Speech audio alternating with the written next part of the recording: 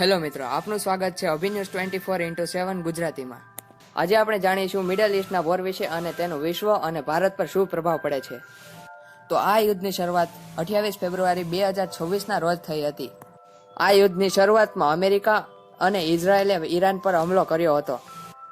Iran પર attack થયા પછી તુરંત મિસાઇલ અને ડ્રોન વડે ઇઝરાયેલ પર જવાબી હુમલો કર્યો હતો. આ યુદ્ધના કારણે દેશો વચ્ચે થયેલા તણાવ. આ વોર દરમિયાન Iran, Israel, United States, Saudi Arabia, Kuwait, UAE, Qatar જેવા ઘણા દેશો વચ્ચે તણાવ વધ્યો હતો. આ વોર અને વિશ્વના રાજકારણ.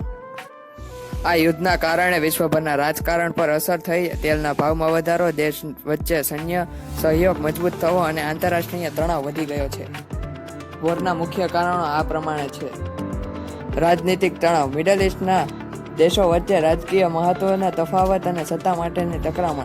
ટેકનોલોજી અને મીડિયા કંટ્રોલ. સ્પર્ધાત્મક દેશો એડવાન્સ મિલિટરી ટેકનોલોજી અને મીડિયા ઇન્ફ્લુએન્સ વડે પોતાની વાત અને પ્રતિભાવ ફેલાવે છે. પ્રાકૃતિક સ્ત્રોત. ઓઇલ, ગેસ અને એનર્જી રિસોર્સિસ પર કબજો. સપ્લાય લાઇન સિક્યુરિટી માટે કન્ટ્રીઝ વચ્ચે લડાઈ. આ વોરનો સીધો અસર ભારત પર થઈ શકે છે. તેલના ભાવમાં વધારો, આયાત નિકાસમાં તકલીફ. ઇકોનોમી પર અસર. આયાત નિકાસ પર તકલીફ અને ક્રૂડ ઓઇલ પર ભાવમાં વધારો અથવા ઘટાડો થઈ શકે છે. લોકોના રોજિંદી જીવન પર અસર, જેમ કે આજે સોનાના ભાવ વધ્યા છે, જે આ યુદ્ધના કારણે જ થયું છે. આ વોર અન્ય દેશોના મામલાનો નથી. એનો સીધો અસર ભારત અને આપણા રોજિંદા જીવનમાં થઈ શકે છે. આ વિશે તમારા વિચારો કોમેન્ટમાં લખો. લાઇક, શેર અને સબસ્ક્રાઇબ કરવાનું ભૂલશો નહીં.